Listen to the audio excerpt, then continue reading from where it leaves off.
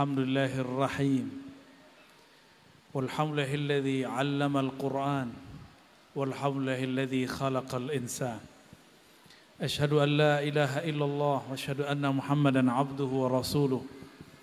Allahumma salli wa sallim wa barik ala sayyidina Muhammad wa ala alihi wal mahdi khalifatihi wa sallim. Amma ba'du. Gimana Bapak Ibu, dingin? Dingin apa sejuk? Sejuk ya, alhamdulillah. Ini pertama kali saya baru tahu ada pesantren Unyil. Ya, ini unik sekali. Semoga anak saya nanti mau ya. Mungkin uminya yang nggak mau. Biasanya kalau pesantren itu yang nggak tega itu emaknya. Ya, coba lihat muka dia langsung terancam tuh. Para kiai, para bunyai, semoga dalam ridha Allah Subhanahu wa taala. Saya ini bukan siapa-siapa, cuma kakak kelasnya Kiai Jainal. Dulu saya manggilnya bukan Gus, manggilnya apa? Coy. Mana Coy gitu. Ini sahabat yang paling menurut saya sodik ya. Jadi tidak melihat saya siapa gitu. Orang yang paling objektif lah di zaman itu. Semoga hati beliau tetap dijaga oleh Allah Subhanahu wa taala ya. Begitu juga istrinya, itu cocok sekali sama istri saya, menceplas-ceplos.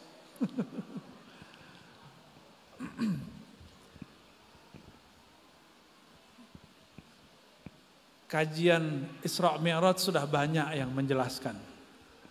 Namun saya buka dengan surat Ar-Rahman aja. Ternyata satu nama Allah bisa menjadi satu ayat. Ar-Rahman. Benar gak? Ar-Rahman. Ar-Rahman dalam ilmu bahasa Arab, mungkin sebagian orang berpikir ini jumlah mufidah atau belum? Kalimatnya sudah sempurna atau belum? Gimana Kiai? Sudah mufidah atau belum? Kalau jumlah mufidah kan mesti ada mubtada, ada khabar. Ar-Rahman mana mubtadanya?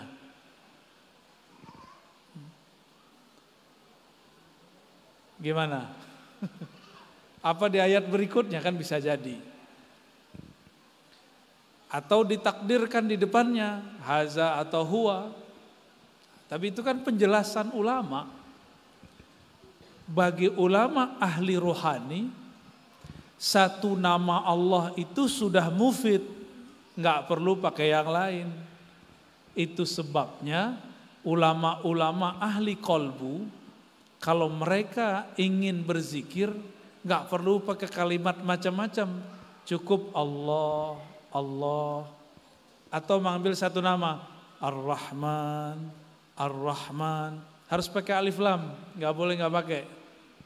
Jadi kalau ada yang zikirnya Rahman, Rahman, Rahman, itu bukan Allah, itu isim Rasulullah atau mungkin nama suaminya, Rahman, Rahman, Rahman. Jadi kalau nama Allah dalam bab ini mesti pakai alif lam, Ar-Rahman. Sir itulah yang disimpan oleh Allah pada lafaz alif lam ra. Ada ayat begitu? Alif lam ra. Itu adalah akar daripada Ar-Rahman, Ar-Rahim. Oleh karena itu jangan heran masyaikh-masyaikh, kiai-kiai semenjak dari zaman dahulu sampai sekarang, kalau mulai ngajarnya menyebutkan hadis al-mahabbah bil al-musalsal bil awwaliyah. Apa arti musalsal bil awwaliyah? Jadi awal membuka pengajian yang dibacakan hadis Ar-Rahimuna yarhamuhumur rahman tabaraka wa ta'ala. Irhamu man fil ard yarhamkum man fis sama. Lafaz ini dibaca oleh ahli hadis bersanad. Nah, ini lagi rame istilah bersanad. Setelah saya ceramah di Riau setahun atau 2 tahun lalu, saya menyebutkan persoalan rumah tahfiz, rumah ngaji Quran tapi tidak punya silsilah guru. Saya sebutkan begitu, banyaklah yang ngamuk-ngamuk. Disebut saya anti Islam. Disebut kita anti Quran. Lah banyakkan sanad Quran kita dari dia. Ternyata orang ini salah faham. Bapak Ibu yang mulakan Allah, di hadis Nabi dikatakan ketika Nabi setelah membagi harta rampasan perang, tiba-tiba ada satu orang merasa Nabi Muhammad tidak adil. Maka dia datang kepada Rasulullah, lalu Rasulullah dibentak. Apa kata dia? Ya Rasulullah, ittaqillah. Di riwayat yang lain disebutkan, ya Muhammad, i'dil. Hei Muhammad, kamu berbuat adil lah. Hei Muhammad, takutlah kepada Allah. Nabi Muhammad dibentak. Nanti gak lama lagi Pak Kiai dibentak sama jamaah baru tobat kemarin sore. Siap-siap aja. Ya, siap-siap aja, ini bakal ada waktunya. Bisa lewat sosial media, bisa langsung verbal. Kalau saya kan udah sering ngalamin. Ya, orang baru hijrah 3 tahun lalu, ada yang baru hijrah 3 bulan lalu, itu bentak kita. Tapi yang paling unik itu, ada yang mendoain kita. Baru bisa bahasa Arab 2 kata, Allah yahdik. 3 kata ya, semoga Allah memberi hidayahmu ar-razi. Ya saya aminin. Kalau ada orang doain kita, diaminin gak? Amin. Dia lupa, dulu waktu iblis masih berpangkat malaikat di surga, datanglah malaikat-malaikat yang biasa naik turun ke Lauh Mahfuz, meminta doa kepada Azazil alias iblis. Waktu itu dia memimpin ibadah di surga. Jadi iblis itu dulu pernah menjadi mursyid di surga. Jadi pemimpin torikoh, nama torikohnya torikoh Azaziliyah. Itu gak masuk mutabaroh ya. Apa kata para malaikat? Wahai Tuan Azazil, doakan kami. Kami baca di Lauh Mahfuz, ternyata ada nanti sekelompok orang berpangkat malaikat penduduk surga akan tergelincir dan diusir dari surga. Tolong doakan kami istiqomah dan hidayah. Apa kata Azazil? Rabbuna yahdikum. Semoga Allah memberi hidayah kalian. Tapi dia lupa mendoakan dirinya sendiri. Hadakumullah, begitu. Allah yahdikum. Sama itu, lafaznya sama semua. Semoga Allah kasih hidayah kalian. Tapi dia lupa mendoakan dirinya sendiri. Tidak lama setelah itu Allah ciptakanlah Nabi Adam. Ada pengumuman. Apa pengumumannya? Allah mengatakan, inni ja'ilun fil ardi khalifah. Ini pengumuman di langit nih, di surga. Wahai penduduk langit, wahai penduduk surga. Di saat itu di surga ada 2 jenis makhluk suci. Pertama malaikat nuriyah yang dari cahaya, ada yang makhluk dari api tapi berpangkat malaikat, boleh kita sebut malaikat nariyah, ahli zikir. Dia bisa berzikir dengan semua zikir ahli langit dan bumi. Berapa lama mereka berzikir? Dalam riwayat yang kita dapatkan mereka berzikir, kata Imam Tobari, 18.000 tahun lamanya. Ada yang sudah zikir 18.000 tahun di sini? Kayaknya zikir 5 menit aja sudah mulai ngantuk-ngantuk ya. Kata Kiai, kamu zikir 5.000 ya, langsung kita stres. baru muter tasbih 5 kali, dilihat kapan selesainya nih. Ya. Itu kalau disuruh wirid sama kiai. Ini kalau Azazil enggak, disuruh wirid berapa aja dia kerjakan.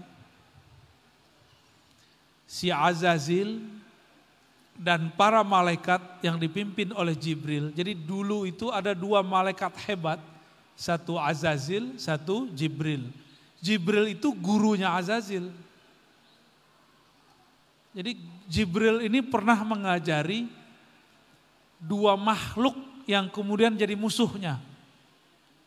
Pertama Azazil, nanti yang kita sebut Samiri, yang bakal menjadi Dajjal. Nah, kembali ke surga. Allah mengumumkan, aku akan menciptakan pengurus penduduk di bumi dari kalangan manusia. Bahasa Jawanya apa? Menungso, ya. Inni ja'ilun fil ardi khalifah. Aku akan ciptakan, jadikan di muka bumi manusia. Coba perhatikan di situ, ada 2 kalimat muncul. Pertama malaikat ngomong gini, ataj'alu fiha may yufsidu fiha wa yasfikut dima. Ya Rabb, ya Allah, Gusti Allah, kira-kira begitu. Masa engkau mau menciptakan di muka bumi penduduk yang akan merusak dan menumpahkan darah? Ini malaikat itu rahmahnya tinggi. Tapi di situ ada waw, wa nahnu, ada yang nyambung. Wa nahnu, kalau yang barusan gak ngomong nahnu. Maka dalam asrar tafsir, dalam tafsir Isyari ditemukan itu waw di situ pemisah antara malaikat nar dengan malaikat nur. Yang pertama ngomong malaikat nur, malaikat Jibril dan pasukan-pasukannya, tentara-tentaranya. Sedangkan yang waw, setelah waw, wa nahnu, jadi mereka langsung bilang, sedangkan kami. Ini bukan karakter malaikat cahaya yang ngomong begini. Ini malaikat api yang ngomong begini. Wa nahnu nusabbihu bihamdika wa nuqaddisu lak. Sedang kami lebih banyak berzikir, kira-kira begitu. Kami tirakatnya lebih banyak daripada makhluk yang disebut manusia itu. Diusut oleh ulama ahlul haqiqah. Syukran ya. Ternyata itu adalah Azazil. Siapa yang ngomong? Azazil. Jadi ciri-ciri Azazil itu sering ngomong, saya, kami banyak zikir, kami banyak hafalan. Hati-hati nih, para kiai ini kan hafalannya keren-keren ini. Ya. Hati-hati di situ. Nanti bisa-bisa kena. Azazil nama malaikatnya iblis. Jadi sebelum dipecat dari pangkat malaikatnya namanya siapa? Azazil. Jadi jangan kasih nama anak Azazil ya. Serem ntar itu. Si Azazil ini yang ngomong, nahnu nusabbihu bihamdik. Kami sudah lama bertasbih kepadamu. Nusabbih itu banyak bertasbih kepadamu. Memuji engkau. Wa nuqaddisu lak. Kami juga sudah lama mengkuduskan engkau. Tuh, yang ngomong, dia ngomong nahnu dulu, ini adabnya sudah salah. Kita bisa berzikir itu karena Allah yang bantu. Dalam satu doa, kita berdoa begini. Allahumma a'inni ala dzikrika. Coba diterjemah. Ya Allah, a'inni, apa arti a'inni? Bantulah aku. Kalau bahasa Jawanya gimana? Ya, bantulah kulo. Sohe, bener. Kulo. Ya, syukur. Istri uang Tuban tapi nggak bisa ngomong bahasa Tuban karena nggak tinggal di sono. Ya. Bismillah. Ini Ya Allah, bantu aku menyebut Engkau, berzikir. Apa artinya? Tidak ada zikir yang kita baca, tidak ada ayat yang lewat di lidah ini, kecuali semua itu bantuan Allah Subhanahu wa ta'ala. Maka mustahil orang yang paham bab ini ngomong wa nahnu nusabbihu bihamdik. Kami sudah lama tasbih zikir. Gak mungkin. Pernah dulu ada 2 kelompok kiai tengkar. Satu kiai ngomong, saya kan lebih banyak zikir daripada kamu. Wah, saya langsung tahu, ini dalam diri kiai ini bukan manusia. Itu syayatinul insi. Setan tapi tubuhnya manusia. Ini ciri-ciri. Ciri-ciri kiai dalamnya setan. Hati-hati. Ya, ngomong, saya kan lebih alim, habis udah kena udah. Orang-orang begitu kena langsung. Maka kita mesti minta ampun setiap saat jika ada perasaan kagum ke dalam diri itu. Itu turunan iblis yang ngomong begitu. Ya.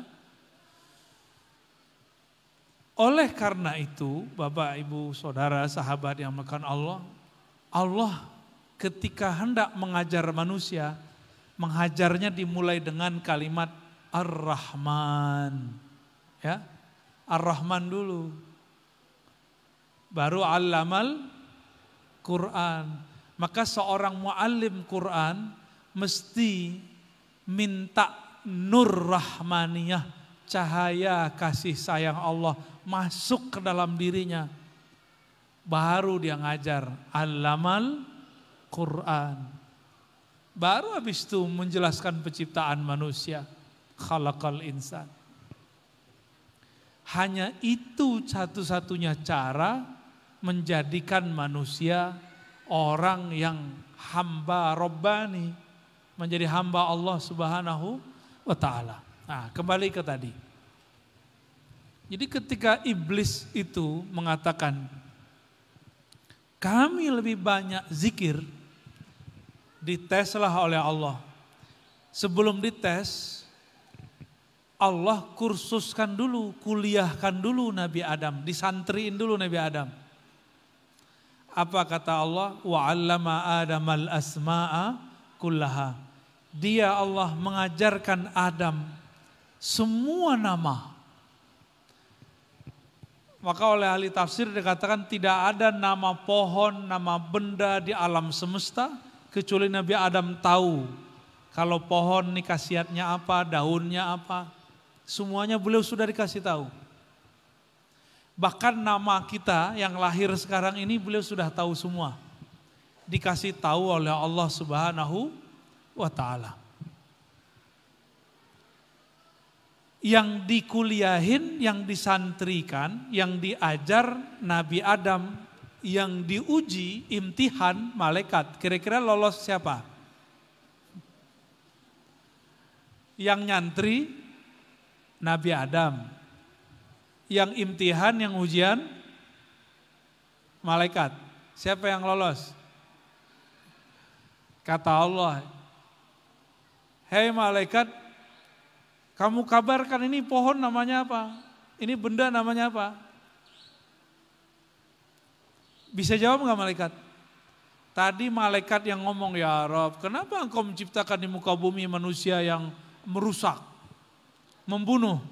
Yang satu lagi ngomong, kami kan lebih banyak zikir. Dua kelompok malaikat ini tidak satu pun bisa jawab. Ternyata orang ahli zikir belum tentu ahli fikir. Jadi kalau ingin bikin orang cerdas, bukan dengan banyak wiridan. Jangan salah. Kalau mau bikin anak cerdas, ya ngaji. Bukan tirakatan. Tirakatnya ya taklim. Torikohnya at-ta'lim wa ta'allum. Itu torikohnya. Jangan dibolak-balik. Jadi kenapa banyak nih santri salah jalan. pengen alim tapi pengen dapat ilmu laduni, nggak mau ngaji. Ikutlah tirakat, jadilah pemburu kuburan, kemana-mana, pulang-pulang begini. Banyak saya temu begitu. Orang tuanya sudah nggak dia kenal, kacau. Bapak Ibu, zikir itu panas. Ingat-ingat ya, zikir itu fihi hararah, ada panasnya. Maka orang yang banyak zikir harus diredam panasnya dengan banyak sholawat. Orang banyak zikir harus diredam pakai apa? Sholawat. Saya sudah banyak ketemu orang ahli zikir, mohon maaf, lagi-lagi begini. Pas kita cari tahu, oh emang jarang sholawat. Zikir la ilaha illallah banyak sekali. Akhirnya akalnya hilang, kebakar. Nafsiyahnya pun kebakar. Ngomong lantur, gak jelas. Itu sudah banyak ketemu orang begitu. Akibat tidak bermusyid, akibat tidak bersolawat kepada Rasulullah SAW.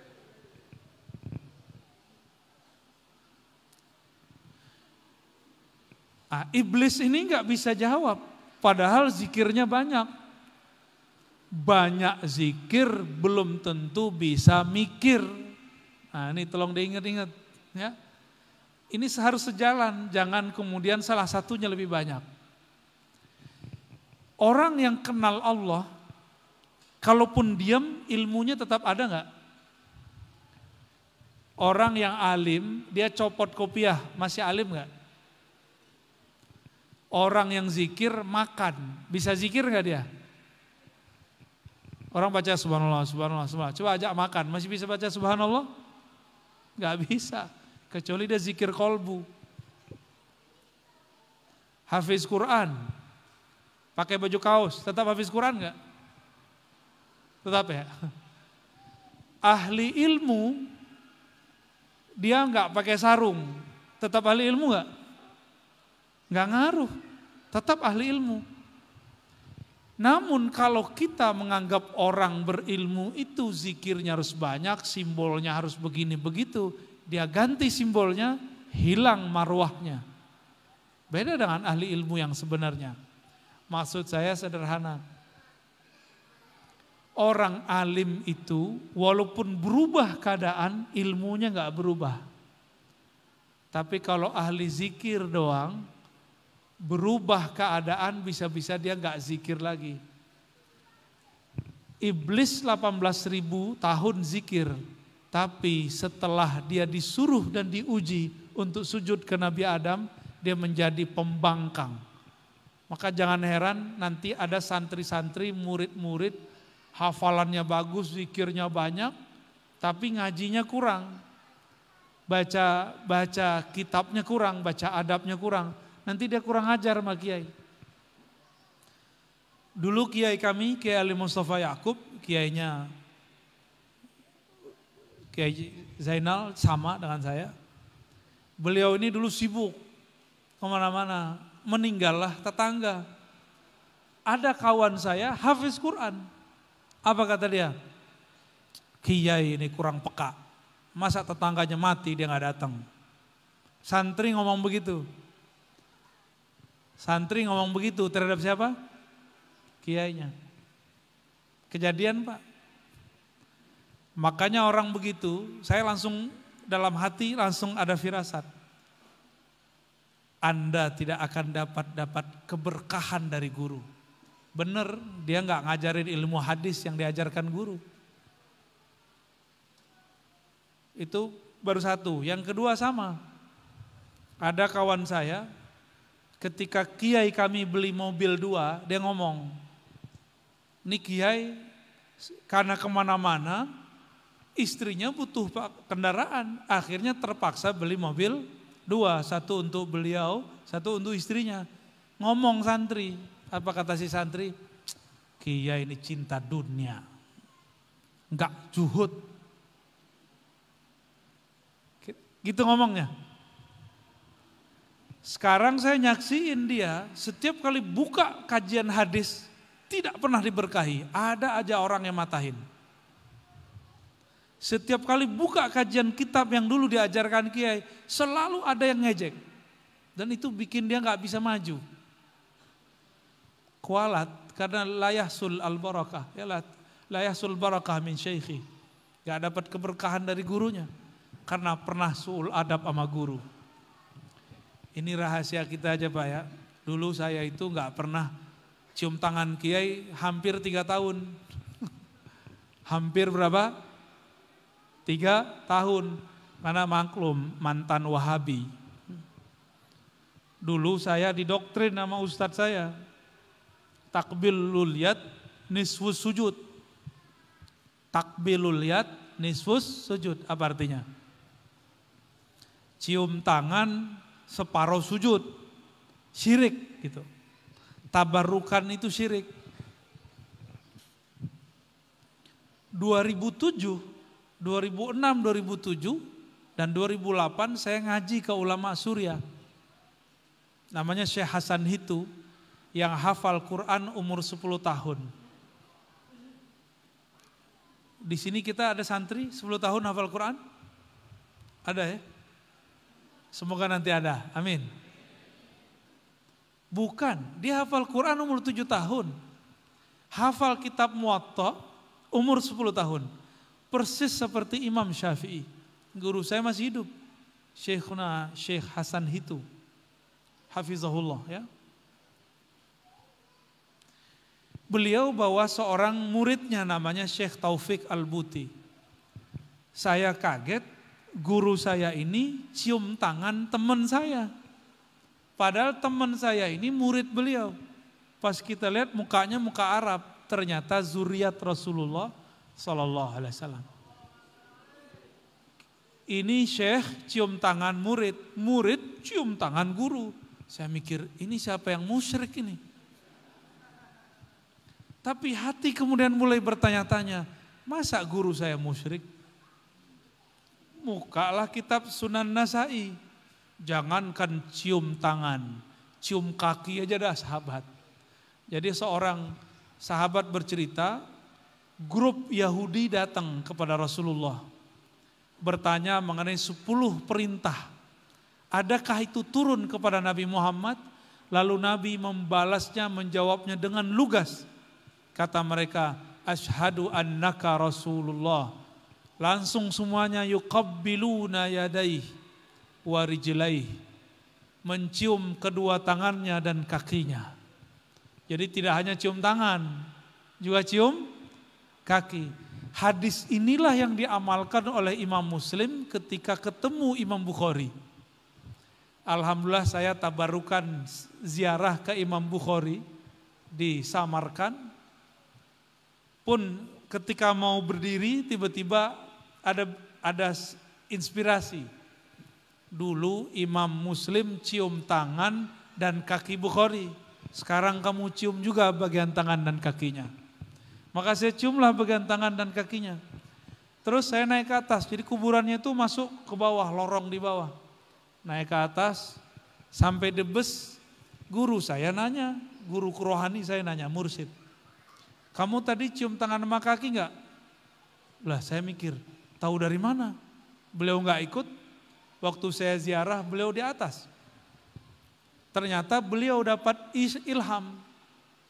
Suruh Ar-Razi cium tangan dan kaki kuburannya Imam Bukhari. Kuburion, tahu kuburion enggak? Ya. Sarkup, sarjana, kubur.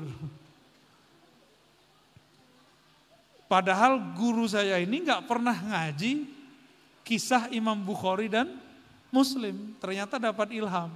Ya. Alhamdulillah kami pernah melakukan itu. Nah, semenjak tahun 2006-2007 itulah saya mulai mencium tangan kiai. Cuma salah adab. Kalau orang Sumatera tuh mau cium tangan, tangan kiainya ditarik.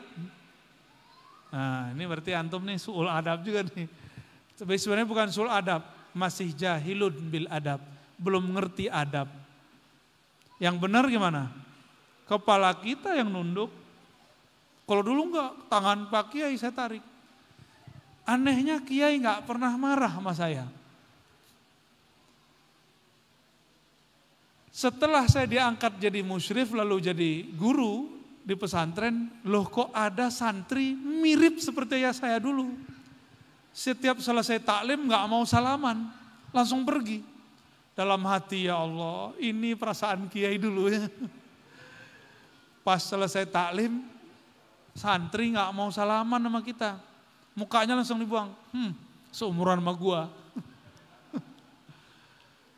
Dan itu saya makan hati beberapa bulan. Sampai tahu pola-polanya. Oh, kita nggak usah berharap apa-apa gitu. Pendek cerita, Ar-Razi yang dulu nggak cium tangan Kiai, cium tangan Kiai. Disitulah mulai terasa Ar-Rahman, Allamal Quran. Jadi segala sesuatunya mulai dengan Ar-Rahman. Kenapa nggak dimulai dengan Ar-Rahim? Ar-Rahman itu li mu'minin wa kafirin, alimin wa jahilin, muhsinin wa musiin. Rahman itu dapat hak kasih sayang, mau dia orang kafir, apalagi orang beriman. Mau orang baik, mau orang jahat, dapat Rahman. Kasih sayang. Kalau disebut Ar-Rahim, Ar-Rahim itu dalam ilmu huruf, ya-nya ditaruh di tengah untuk mubalaghah dan di situ ada 2 titiknya. Itu ada asrar rahasia tapi gak mungkin saya ceritakan. Ini khusus hanya untuk 2 hamba. 1 wali, 2 nabi. Jadi Ar-Rahim li anbiya'ihi wa awliya'ihi. Untuk para nabi dan wali. Seandainya Allah memulai surat itu pakai Ar-Rahim, maka yang dapat membaca dan menghafal Quran cuma wali-wali Allah. Itu rahasianya. Maka Allah tidak mau menggunakan itu. Allah menggunakan Ar-Rahman. Maka jangan heran ini skenario Allah. Nanti ada orang-orang berhati buas tapi dia hafal Quran. Di dalamnya setan tapi hafal Quran. Maka dia gunakan Quran untuk memfatwakan hal-hal yang tidak sesuai dengan Quran. Inilah yang saya sambungkan dengan kisah pertama yang kita sebutkan. Rasulullah dibentak oleh umat. Kata orang ini, "Hai Muhammad, berbuat adillah engkau." Khalid ibn Walid melihat seperti itu langsung menghunuskan pedangnya, tapi Nabi mengatakan, "Tunggu, tahan wahai Khalid. Biarkan saja orang ini. Suatu saat engkau akan melihat muncul dari kelompok dia orang-orang yang yatluna ayatillahi ratba." Dalam bahasa Arab kalau ada disebut yatluna ayatillah atau yaqrauna ayatillah itu artinya yahfazun. Mereka hafal kitab Al-Quran. Rotbah, sangat banyak hafalannya. Coba diingat-ingat. Orang ini bentak Nabi, tapi dari dia ini muncul orang-orang yang hafal Quran. Pertanyaannya, mungkinkah ngafal Quran tanpa ada tempat menghafal? Gak mungkin.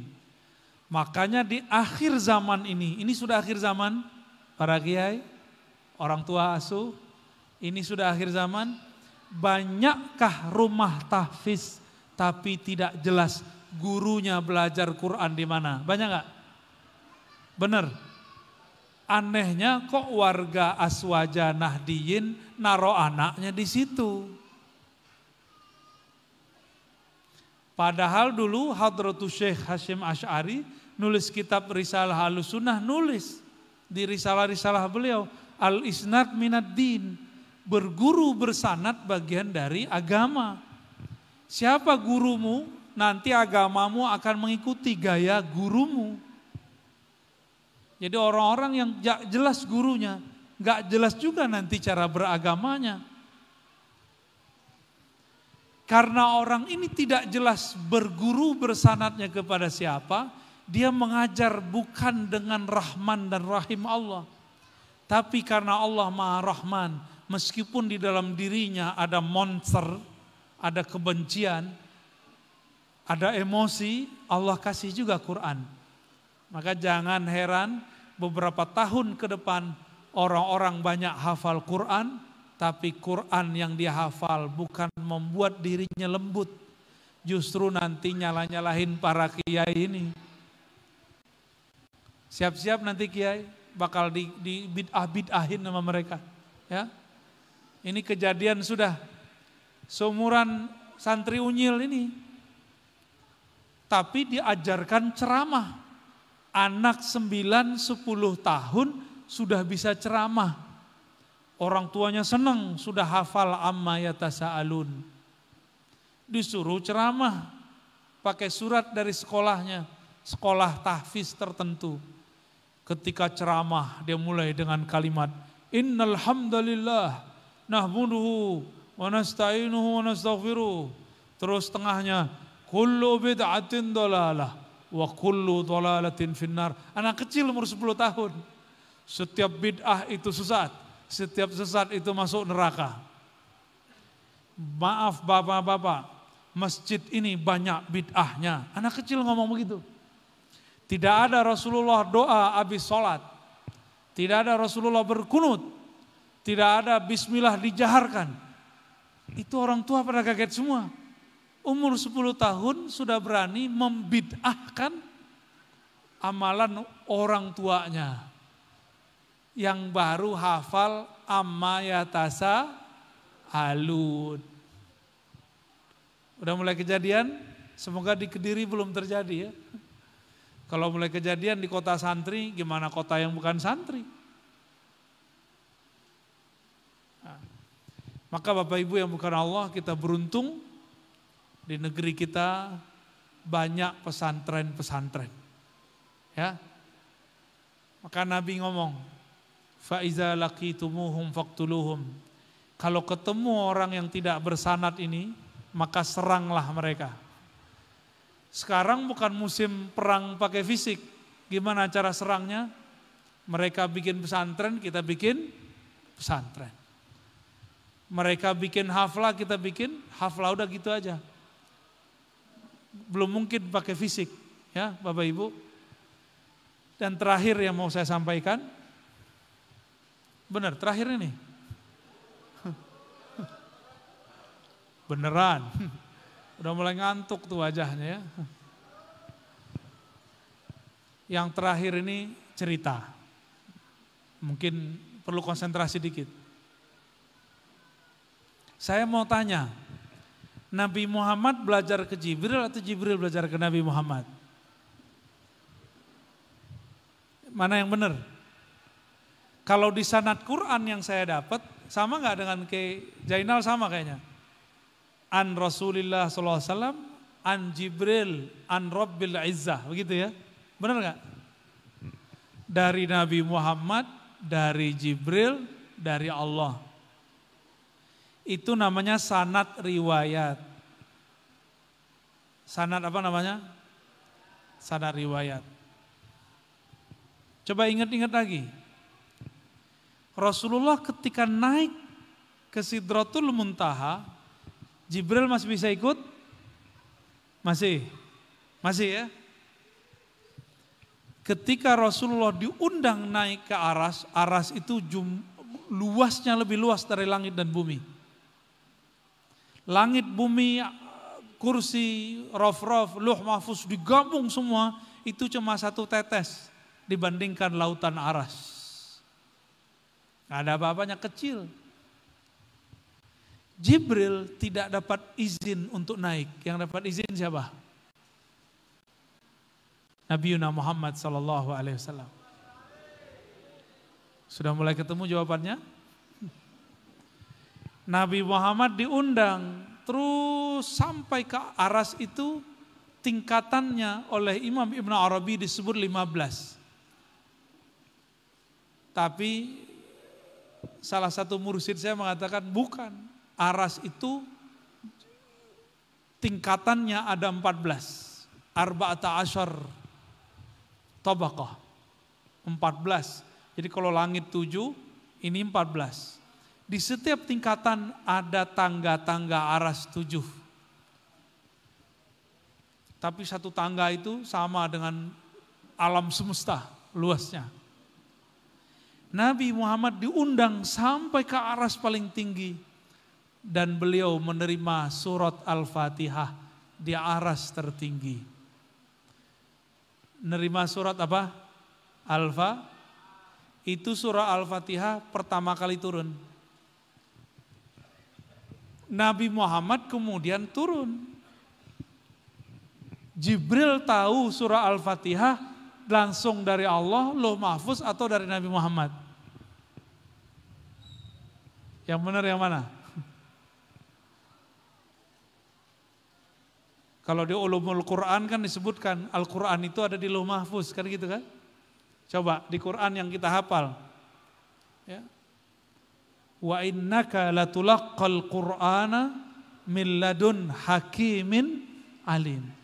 Sungguh engkau hai Muhammad mentalakikan Qur'anmu langsung dari Allah yang Maha Hakim, yang Maha Bijak, yang Maha Alim.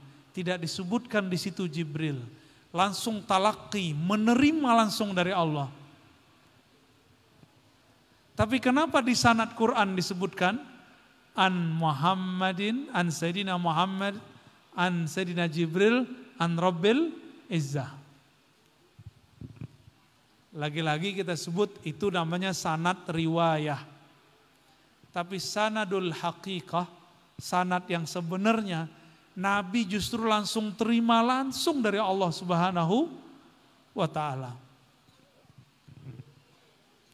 Nah, setelah saya nyebut begini saya nanya lagi. Nabi Muhammad belajar Quran dari Jibril atau Jibril belajar ke Nabi Muhammad? Masih bingung ya? Bingungnya karena ada satu hadis. Satu kali beliau sedang tahannus di Gua Hira, malam Lailatul Qadar, bukan malam 17, malam Lailatul Qadar. Malam 17 itu malam Uhud, malam Badar, maaf.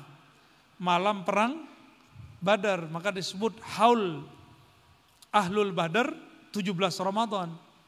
Sedangkan Quran inna anzalnahu fi lailatul qadar. Kami sungguh menurunkan Al-Quran pada malam Lailatul Qadar. Lailatul Qadar malam 17 atau 21? Atau 23? Atau 24? Atau 25? Yang benar yang mana? Malam 17. Ada nggak di fikih Lailatul Qadar malam 17? Ada nggak? Di hadis Nabi mengatakan taharrau, burulah Lailatul Qadar fi al-ashril awakhir, pada 10 hari terakhir. Tapi kenapa kita memperingati Quran 17 Ramadan? Inilah ambigunya. Ya. Tapi sebenarnya itu enggak salah juga, ada rahasia lain sebenarnya. Jadi ada ayat memang turunnya nuzul Quran, tapi bukan Iqra. Iqra turunnya Lailatul Qadar.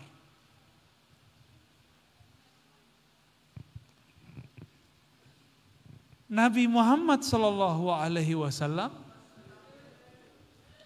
di situ disebutkan didekap oleh Jibril, benar? Apa kata Jibril? Iqra. Bacalah hai Muhammad. Apa jawaban beliau? Ma ana biqari. Tidaklah aku dapat membaca. Coba lihat, adakah Jibril mengajarkan sesuatu? Enggak ada, dia cuma dekap aja. Didekap lagi sampai Nabi Muhammad ngos-ngosan. Sampai yang ketiga terbukalah blok, jadi kolbunya itu kayak keblok, kayak ketutup oleh cahaya. cahaya itu lepas. Di saat itulah Sayyidina Muhammad SAW mampu membaca Iqra bismi rabbikal ladzi khalaq. Jadi Jibril cuma ngomong Iqra. Jibril enggak ngomong ikuti bacaan saya, enggak. Berarti Quran itu sudah ada dalam diri Nabi Muhammad sallallahu alaihi wasallam. Jadi Quran itu sudah di kolbu beliau. Mengenai turunnya itu, anak Jibril cuma mengingatkan bahwa ayat ini kejadiannya ini, ayat ini kejadiannya saat ini, kira-kira begitu. Mungkin pandangan saya ini bagi sebagian orang yang fanatis dengan, mohon maaf, sanad Qur'annya dianggap aneh. Enggak ada itu, ya. Yang ada Nabi Muhammad, Jibril, Allah. Ya kita nggak maksa juga, dan saya udah kasih jalannya.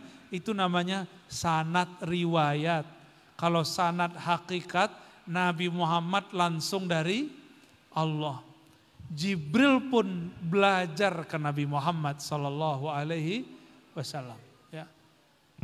Saya ulangi, Nabi naik ke aras, Jibril ikut nggak? Nabi terima Quran surah Al-Fatihah di aras, Jibril dengar nggak? Enggak. Terus Jibril tahu Al-Fatihah dari siapa? Dari Nabi Muhammad sallallahu alaihi wasallam. Ya.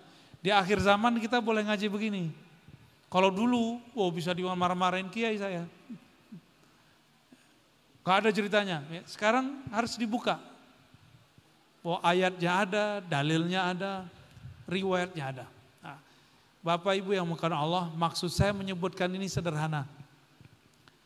Al-Quran itu turunnya langsung dari hadrah rahmaniyah. Allah mengatakan, Ar-Rahman alal arsis tawa. Allah yang maha rahman, maha pengasih, bersemayam terhadap arasnya. Lalu surat Ar-Rahman, Allah mengatakan Ar-Rahman allamal Quran. Allah yang maha rahman, langsunglah dia yang mengajarkan Al-Quran. Apa makna ayat ini ketika dimunasabatkan? Munasabah itu ketika disesuaikan. Orang-orang ahlul Quran kolbunya akan seluas aras Allah. Kata Nabi, Allah berfirman dalam hadis qudsi, ma wasi'ani ardi wala samai, innama wasi'ani qalbu abdil mu'min. Bumi langit tidak mampu menampung pandanganku. Yang mampu menampung pandanganku cuma kolbu hati orang di antara hamba-hambaku yang beriman. Maka mari kita mengajar santri-santri kita, orang tua wali, ya. Mari doakan anak-anak kita supaya di kolbunya ada rahmaniyah. Dan Al-Quran yang sejati hanya diturunkan lewat akhlak rahmaniyah. Penuh kasih sayang. Jadi guru-guru gak boleh galak-galak amat, harus mengajar dengan rahmaniyah. Maka ahlul Quran tidak hanya sayang kepada mukmin, tapi juga sayang kepada orang yang belum mukmin. Tidak hanya sayang kepada orang pintar, tapi juga sayang kepada santri-santri yang mungkin belum pintar. Itulah makna Ar-Rahman.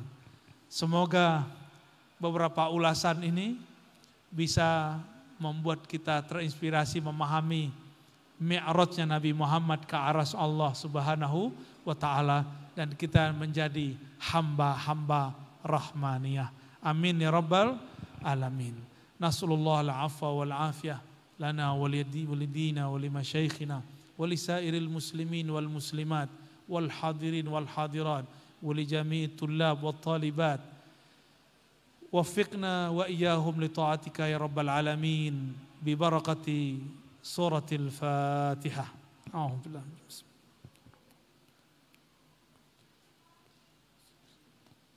صراط الذين أنعمت عليهم غير المغضوب عليهم ولا الضالين آمين وصلى الله على نبينا محمد سبحانك اللهم وبحمدك أشهد أن لا إله إلا أنت أستغفرك وأتوب إليه. السلام عليكم ورحمة الله وبركاته. Doa Baik. Allahumma ya Rahman ya Rahim ya Karim. Ya Allah yang Maha Rahman. Ya man istawa ala arsyih birahmaniyati. Wahai yang bersemayam di atas arasnya dengan kasih sayangnya. Wahai yang mengajarkan Al-Quran dengan rahmannya. Irhamna warhamnal hadirin wal hadirat. Ya Allah, sayangilah kami, sayangilah siapapun yang hadir malam ini. Allahumma arhamna wa masyaikhana. Ya Allah, rahmati kami, sayangi kami, dan sayangi guru-guru kami. Sayangi yang mendirikan pesantren ini.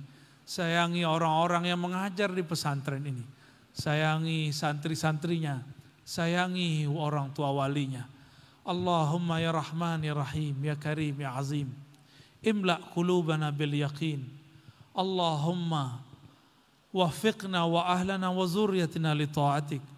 Ya Allah, hanya taufik hidayahmu yang dapat membimbing kami ke jalan Engkau. Maka bimbinglah kami, keluarga kami, keturunan kami, murid-murid kami untuk menjadi taat kepada Engkau. Ya muqallibal qulub, ya Allah yang merubah hati kami. Engkaulah yang menggenggam kolbu kami. Sabbit qulubana ala dinik. Tetapkan kolbu kami menjalani agama Engkau. Wa ta'atik, dan taat kepada Engkau. Allahumma ij'alna min hafazil Quran. Ya Allah, jadikan kami orang-orang yang memelihara Al-Quran. Memelihara adab-adab Al-Quran. Memelihara pemahaman Al-Quran. Memelihara sanad Al-Quran. Memelihara akhlak-akhlak Al-Quran. Pemahaman-pemahaman Quran. Allahumma ja'alna min ahli Al-Quran.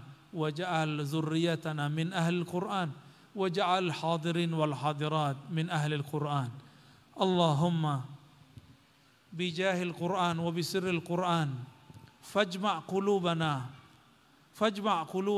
ala ma'rifatik.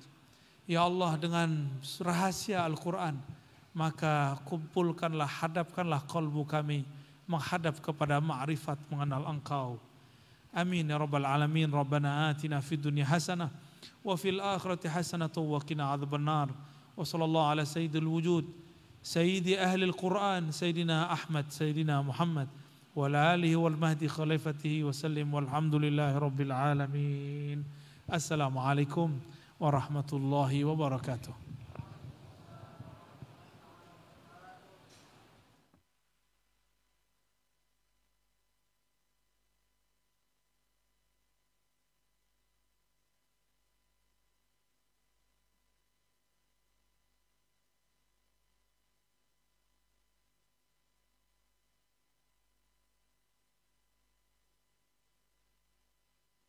Kami haturkan terima kasih